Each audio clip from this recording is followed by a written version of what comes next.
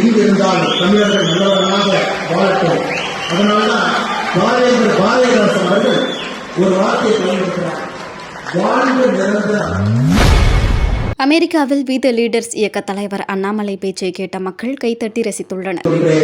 எங்கிருந்தாலும் தமிழ் வளரட்டும், எங்கிருந்தாலும் தமிழர்கள் நல்லவர்களாக வாழட்டும்.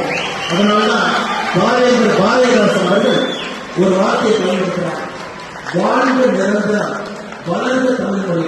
வாழ்வு நிரந்தரம், தமிழ் மொழியை பொறுத்தவரை அது நிரந்தரம். அதனால் வாழ்வு நிரந்தரம், வாழ்வு தமிழ் மொழி. எங்கிருந்தாலும் நம்முடைய தமிழ் சொந்தங்கள் சந்தோஷமாக மிகவும் சீரும் சிறப்பமாக இருக்க வேண்டும் என்று எல்லாருடைய என்னுடைய உரையை கொடுத்துக் கொள்கின்றேன். நன்றி.